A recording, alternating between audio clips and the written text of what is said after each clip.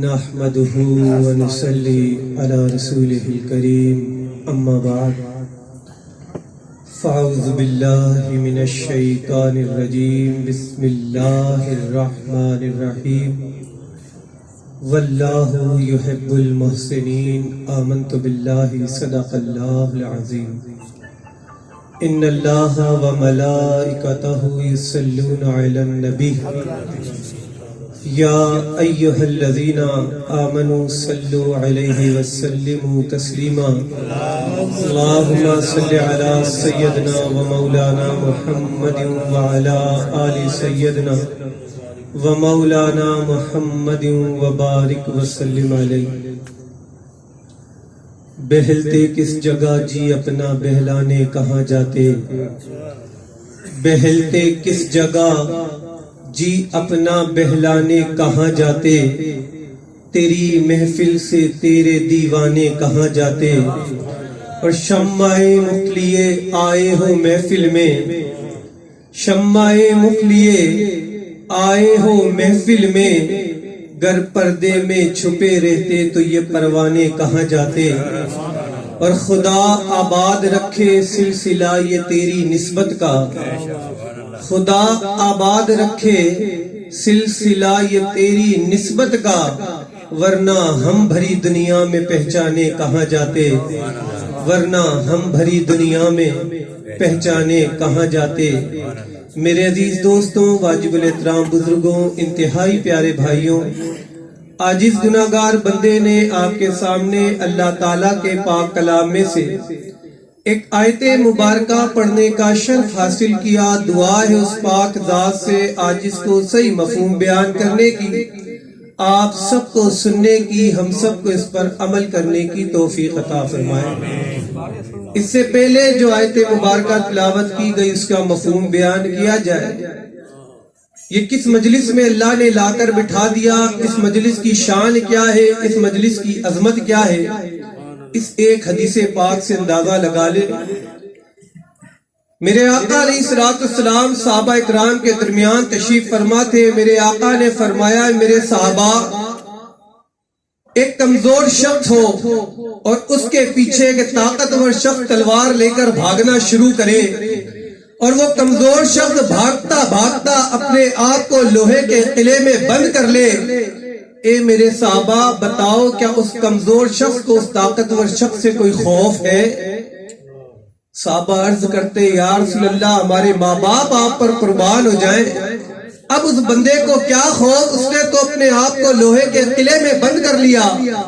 میرے آقا علیہ الصلوۃ والسلام نے فرمایا میرے صحابہ جو اللہ کے ذاکر ہوتے ہیں، اللہ کا ذکر کرنے والے ہوتے ہیں، وہ شیطان سے اس طرح محفوظ ہو جاتے ہیں جس طرح سے کمزور شخص اس طاقتور شخص سے محفوظ ہو گیا۔ اللہ نے کرم کیا، اسی مجلس میں لا کر بٹھایا جہاں ہم شیطان کے شر سے بچے ہوئے، نفس کے دھوکے سے بچے ہوئے، ہر لمحہ ہمارا اللہ کے ذکر میں گزر رہا ہے، اور خدا کی قسم قربان رسول پاک کی ذات پر، رب کے رسول فرماتے ہیں نیک اولاد سانس بھی لیتی ہے تو اللہ اس کا اجر ان کے والدین کو عطا فرماتا ہے۔ آپ یہاں بیٹھ کر اللہ کا ذکر کر رہے ہیں، اللہ آپ کے والدینوں کو اپنے انعاماتوں سے نواز رہا ہے۔ یہ بیٹھے اویس بھائی برابر میں، کوئی دور کی بات نہیں بتاتا، خدا کی عزت کی قسم ممبر پر بیٹھا ہوں، جھوٹ نہیں بولتا۔ ابھی کچھ مہینوں پہلے، سال بھی نہیں ہوا، آپ کے والد محترم کا انتقال ہوا، اور ایسے فقیر تھے خدا کی قسم اگر لانڈی میں کسی کو با دستار 5 وقت نماز پڑھتے دیکھا تو شخصیت کو دیکھا، کوئی نماز بغیر دستار کے نہیں، کوئی نماز جماعت سے نہیں چھوٹتی تھی، اور یہی وجہ تھی ظہر کی نماز با جماعت پڑھی اور عصر سے پہلے آپ کا انتقال ہو گیا۔ جب دوست مسجد میں اعلان کروانے گئے تو مؤذن صاحب کہتے ہو بھائی پتہ کر لو بات سچ بھی ہے یا ایسی کسی نے بولا، ابھی تو ظہر ہمارے ساتھ با جماعت پڑھی ہے۔ آپ کا انتقال ہو گیا، آپ کے صاحبزادے نے آپ کو خواب میں دیکھا، اور خواب میں کیا دیکھا کہ ابو جان بہترین نورانی دستار پہنے ہوئے، دستار سے نور نکل رہا ہے۔ سبحان اللہ۔ عرض کی ابو جان اللہ نے کس عمل سے نواز دیا؟ کہا بیٹے جو آپ یہ اللہ کا ذکر کرتے ہو، نیک کام کرتے ہو، آپ کے صدقے اللہ نے مجھے نواز دیا۔ اللہ ایسے نوازتا ہے جن کی اولادیں اللہ کی ذاکر ہوتی ہیں، ذکر کرنے والی ہوتی ہیں، اللہ والوں کی صحبت میں بیٹھتی ہیں، اللہ انہیں تو نوازتا ہے۔ خدا کی عزت کی قسم، اللہ ان کے والدین کو بھی وہ انعام عطا فرماتا ہے جس کا ہم تصور بھی نہیں کر سکتے۔ اللہ تعالیٰ نے اپنے پاک کلام قرآن مجید فرقان حمید میں ارشاد فرمایا واللہ یحب المحسنین، اور اللہ تو نیکوکاروں کو دوست رکھتا ہے۔ نیکوکار کون ہوتے ہیں؟ وہ اللہ کے بندے جس کام کا حکم رب نے دیا اس کام کو کرتے، جس کام سے اللہ نے منع کر دیا اس کام سے رک جاتے، پھر یہ اللہ کی محبت پاتے، اللہ کا قرب پاتے۔ رسول پاک فرماتے، حدیث پاک کا مفہوم ہے جب بندہ فرائض کے ساتھ ساتھ نوافل کی کثرت کرتا ہے، اللہ کی محبت پا لیتا ہے، اللہ کا قرب پا لیتا ہے۔ پھر حال یہ ہوتا ہے، رسول پاک فرماتے اللہ تبارک و تعالیٰ ملائکہ کے سردار جبریل امی کو اپنے پاس بلاتا ہے اور بلا کر فرماتا ہے جبریل میں فلاں شخص سے محبت کرتا ہوں۔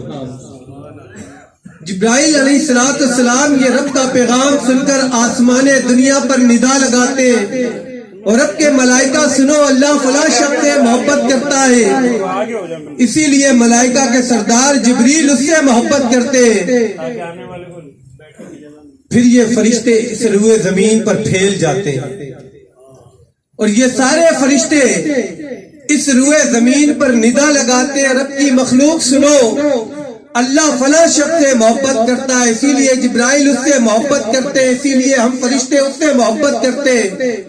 رسول پاک فرماتے پھر دنیا میں جتنی مخلوق ہے وہ ساری کی ساری مخلوق اس نیک بندے سے محبت کرنے لگتی ہے۔ آپ نہیں دیکھتے محبوب سبانی، قطب ربانی، غوث ہمدانی، شیخ عبد القادر جیلانی، صدیاں بیت گئی، آپ دنیا سے بظاہر چلے گئے، آج بھی دنیا آپ سے محبت رکھتی ہے، آپ کی ذکر کی محفلیں سجاتی ہے۔ وجہ کیا ہے؟ اللہ نے ان سے محبت کی، اللہ نے مخلوق کے دل میں ان کی محبت کو پیدا کر دیا۔ حضرت خواجہ غریب نواز صدیاں بیت گئی، دنیا سے چلے گئے، آج بھی لوگ ان کا نام لیتے ہیں۔ داتا علی حجویری دنیا سے چلے گئے، آج بھی لوگ ان کا نام لیتے۔ وجہ کیا؟ اللہ نے ان سے محبت کی، اللہ نے مخلوق کے دل میں ان کی محبت پیدا کر دی۔ آپ دیکھیں میرے دادا مرشد حضور سونا سائی رحمت اللہ علیہ، آپ دنیا سے چلے گئے لیکن خدا کی عزت کی قسم ایک ایسا انمول نگینہ دے کر چلے گئے کہ جن کی صحبت میں آج بیٹھنے والا بندہ کبھی بدبخت نہیں ہوتا۔ ان کی صحبت کا یہ کمال ہے، جو ان کی صحبت میں آ جاتا ہے اس کا مردہ قلوب زندہ ہو جاتا ہے، جو ان کی صحبت میں آ جاتا ہے وہ نمازی بن جاتا ہے، جو ان کی صحبت میں آ کر بیٹھ جاتا ہے وہ رسول پاک کا غلام بن جاتا ہے۔ وہ ہستی میرے مرشد کی ذات، وہ ہستی حضور محبوب سائیں کی ذات ہے کہ اللہ نے ان سے محبت کی، مخلوق کے دل میں اللہ نے ان کی محبت پیدا کر دی۔ آج دنیا میں ان کے کروڑوں نام لینے والے ہیں اور کروڑوں دلوں کو انہوں نے اللہ کے نور سے بھر دیا ہے۔ میرے بھائی، میرے دوستوں، یہ اللہ والوں کی نسبت، ان کی صحبت یہ کیا کمال رکھتی ہے۔ حضرت عبداللہ ابن عمر رضی اللہ تعالیٰ عنہ رب کے رسول کے پیارے صحابی، آپ فرماتے لوگوں اللہ مجھے توفیق دے میں اپنا سارا مال اللہ کی راہ میں خرچ کر دوں، اللہ مجھے توفیق دے میں ساری رات اللہ کی عبادت کروں، اللہ مجھے توفیق دے میں سارا دن روزے رکھوں، لیکن اللہ کے نیک بندوں کے لیے میرے دل میں محبت نہ ہو، اور جو اللہ کے ولیوں سے بغض رکھتے ہیں ان کے لیے میرے دل میں بغض نہ ہو۔ آپ فرماتے میرا کوئی عمل اللہ قبول نہیں کرے گا۔ اللہ کے ولیوں کی محبت، اللہ فرماتا ہے جو اللہ کے میرے ولیوں سے دشمنی رکھتا ہے میں اس سے دشمنی کا جنگ کا اعلان کرتا ہوں۔ حضرت امداد اللہ ماجر مکی رحمت اللہ علیہ خانہ کعبہ کا طواف کر رہے تھے، ایک شخص پہ نگاہ پڑی، طواف سے فارغ ہوئے، اس شخص کا ہاتھ پکڑا، پوچھا بیٹے کس اللہ کے ولی کی صحبت میں جاتے ہو؟ عرض کرتا حضرت میں تو کسی اللہ کے ولی کی صحبت میں نہیں جاتا. کہا بیٹے کسی اللہ کے ولی کے ہاتھ پہ بیعت تو کی ہوگی. کہا حضرت جب میں کسی اللہ کے ولی کی صحبت میں نہیں جاتا تو میں نے بیعت کیا کی ہوگی. کہا بیٹے یاد کرو کبھی تو کسی اللہ کے ولی کی صحبت میں بیٹھے ہوگے. کہتا ہاں حضرت ایک بار ایسا ہوا تھا میں اپنی تجارت کی غرض سے جا رہا تھا. راستے میں میں نے دیکھا ایک ایسی ہستی تشریف فرما ہے جس کے چہرے کو دیکھو تو اللہ یاد آ جائے. اس کا چہرہ نور والا, چہرہ چمک رہا تھا. چلتے چلتے میں نے سوچا میں بھی آپ سے مصافحہ کر لوں. میں ان کے پاس بیٹھا, میں نے ان سے مصافحہ کیا اور میں چلا گیا. بس اتنے لمحے اللہ والوں کی صحبت اختیار کی. حضرت امداد اللہ ماجر مکی رحمت اللہ علیہ آپ نے فرمایا بیٹے اس بات کو کتنا عرصہ گزر گیا. کہتے حضرت تقریباً اس بات کو 3 سال گزر گئے. آپ نے فرمایا تو نے 3 سال پہلے کسی اللہ کے ولی سے مصافحہ کیا تھا, خدا کی عزت کی قسم آج بھی تیرے ماتھے پہ ان کا نور چمکتا نظر آ رہا ہے. جو صرف اللہ والوں سے مصافحہ کرے اور چلا جائے, نہ صحبت اختیار کرے نہ بیعت کرے, اور 3 سال کا عرصہ گزر جائے اس کے ماتھے پہ ان کا نور چمکتا نظر آئے. جو اللہ والوں کی صحبت اختیار کرنے والا ہو, جو اللہ والوں کی سنگت میں بیٹھنے والا ہو, اللہ اسے کتنا نوازتا ہوگا. حجاج بن یوسف کون نہیں جانتا, تاریخ میں سب سے ظالم بادشاہ گزرا. ظلم کی انتہا یہ تھی ایک بار نماز پڑھا رہا تھا, 4000 بندے اس کے پیچھے نماز پڑھ رہے ہیں. کسی نے پیچھے سے اسے پتھر مارا. جب اس نے سلام پھیرا حکم دیا دروازہ بند کر دو. دروازے کو بند کر دیا گیا. اب اس نے حکم دیا ایک ایک کر کے بندہ باہر نکلے. ایک بندہ باہر نکلتا سر قلم کروا دیتا, دوسرا بندہ باہر نکلتا سر قلم کروا دیتا, یہاں تک کہ 4000 بندوں کے سر قلم کروا دیے. صرف اس بات پر نہ جانے کس نے مجھے پتھر مارا. ظلم کی انتہا. ایک بار یہ بصرہ سے گزر رہا تھا, ایک اللہ کے ولی بندوں کو جمع کر کے اللہ کا ذکر کر رہے تھے. وہ اللہ کے ولی تھے حضرت حسن بصری رضی اللہ تعالیٰ عنہ. جب لوگوں نے دیکھا کہ حجاج بن یوسف کی سواری آ رہی ہے تو لوگ بھاگنا شروع ہو گئے کہ نہ جانے ظالم کس پہ ظلم کرے گا, کس کو مارے گا. سب بھاگنا شروع ہو گئے. حجاج بن یوسف اپنی سواری پہ آتا رہا اور حسن بصری آپ اپنی جگہ پر بیٹھے رہے. جو اللہ والے ہوتے ہیں وہ کسی سے نہیں ڈرتے. اللہ نے خود فرمایا الا ان اولیاء اللہ لا خوف علیہم ولا هم یحزنون. جو میرے دوست ہوں گے, جو میرے ولی ہوں گے, نہ تو دنیا میں کوئی خوف ہوگا نہ کوئی آخرت میں ملال ہوگا. تو آپ وہیں تشریف فرما ہوئے. حجاج بن یوسف اپنی سواری سے اترا, آ کر حسن بصری کے سامنے 2 زانو ہو کر بیٹھ گیا اور عرض کرتا یا حضرت مجھے کوئی نصیحت فرمائیے. آپ نے فرمایا جس کے دل پر اللہ مور لگا دے اس پر ہماری نصیحت کیا اثر کرے گی. رونے لگا. رو کر کہتا حضرت اپنا دستے مبارک دے دے میں بوسہ لے لوں. آپ نے اس کی بات کو نہیں سنا, اللہ کے ذکر میں مشغول رہے. وہ آگے بڑھا, آگے بڑھ کے حسن بصری کے ہاتھ کو بوسہ دیا, بغیر پیٹ کیے واپس اپنی سواری پہ بیٹھا اور چلا گیا. ایک عرصہ گزر گیا. جب حجاج بن یوسف کا انتقال ہوا تو اس دور کے کامل ولی حضرت عطا رحمت اللہ علیہ آپ نے خواب میں دیکھا کہ حجاج بن یوسف جنت کے اندر ایک تخت پر بیٹھا ہے. کہا حجاج بن یوسف تو نے تو ظلم کی انتہا کر دی, اللہ کی مخلوق کو تنگ کیا, لوگوں کو قتل کیا, لوگوں کا مال کھایا, لوگوں کو ستایا. میں یہ کیا دیکھتا ہوں تو جنت میں بیٹھا ہے. حجاج بن یوسف کہتا میں مر کے جب رب کے حضور پیش ہوا تو اللہ تعالیٰ نے فرمایا حجاج بن یوسف تو نے میری مخلوق کو بہت تنگ کیا, میری مخلوق پر بہت ظلم کیا, لیکن مجھے حیا آتی ہے میں تجھے جہنم میں کیسے ڈالوں. تو نے میرے ایک ولی کے ہاتھ کا بوسہ لیا. جا تو میری جنت میں چلا جا، جن پر تو نے ظلم کیا ہے، جس کا تو نے مال کھایا ہے، میں روزے محشر انہیں اتنا عطا کروں گا وہ تجھ سے راضی ہو جائے گے۔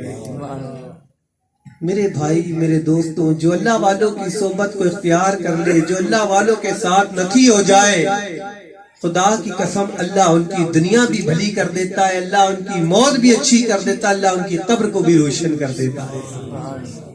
زمانے کے کامل ولی حضرت خواجہ غریب نواز رحمت اللہ علیہ، آپ کا یہ معمول تھا، آپ کے علاقے میں کسی کی فوتگی ہو جاتی، کوئی مر جاتا، آپ اس کی نماز جنازہ میں شرکت کرتے اور اکثر جنازوں کے ساتھ آپ قبرستان بھی جایا کرتے۔ ایک دن ایک نوجوان شخص کا انتقال ہوا جو مرید تھا خواجہ ہارونی رحمت اللہ علیہ کا۔ آپ نے نماز جنازہ پڑھی اور اس جنازے کے ساتھ قبرستان تک گئے۔ لوگوں نے اس نوجوان کو قبر میں دفن کیا، فاتحہ پڑھی، لوگ چلے گئے۔ حضرت خواجہ غریب نواز رحمت اللہ علیہ آپ وہیں قبر کے پاس بیٹھے اور مراقبے میں چلے گئے، اللہ کے ذکر کرنے لگے۔ آپ کے ساتھ آپ کے ایک مرید حضرت بختیار کاکی رحمت اللہ علیہ بھی تھے۔ بختیار کاکی رحمت اللہ علیہ آپ کہتے، میں نے دیکھا حضور خواجہ غریب نواز رحمت اللہ علیہ آپ جیسی مراقبے میں گئے تو تھوڑی دیر بعد آپ کے چہرے کا رنگ بدل گیا، چہرے پہ ایک دم پریشانی آ گئی۔ میں بڑا پریشان ہوا، کیا معاملہ ہے؟ حضرت کے چہرے پہ ایک دم پریشانی آ گئی۔ کہتے میں یہ بھی سوچ ہی رہا تھا، میں نے دیکھا کہ حضرت خواجہ غریب نواز رحمت اللہ علیہ آپ کا چہرہ ایک دم روشن ہو گیا، پریشانی دور ہو گئی۔ آپ مراقبے سے فارغ ہوئے، میں نے عرض کی حضرت کیا بات تھی؟ سمجھ میں نہیں آئی، آپ مراقبے میں گئے، آپ کے چہرے پہ ایک دم پریشانی آ گئی، رنگ چینج ہو گیا اور تھوڑی دیر بعد آپ کے چہرے میں سے پریشانی دور ہو گئی، چہرہ پھر روشن ہو گیا۔ فرمایا بختیار کاکی لوگ جب اس نوجوان کو دفنا کر چلے گئے تو قبر کے عذاب کے فرشتے اس نوجوان کے اوپر لپکے۔ جیسے قبر کے عذاب کے فرشتے اس کے پاس آئے تو اس کے مرشد خواجہ ہارونی رحمت اللہ علیہ قبر میں تشریف لے آئے اور فرمایا فرشتوں رک جاؤ، یہ ہمارا مرید ہے۔ فرشتے عرض کرتے حضرت مرید تو آپ کا ہے لیکن یہ آپ کی باتوں پر عمل نہیں کرتا تھا۔ کہا عمل نہیں کرتا تھا تو کیا ہوا؟ دامن تو فقیر کا تھاما ہے۔ کہتے ابھی یہ بات چلی رہی تھی، آواز آئی، غیب سے آواز آئی، اور فرشتوں اسے چھوڑ دو، اس نوجوان نے میرے نیک بندے کا دامن تھاما ہے، ہم نے اس کے صدقے سے اس کی بخشش فرما دی۔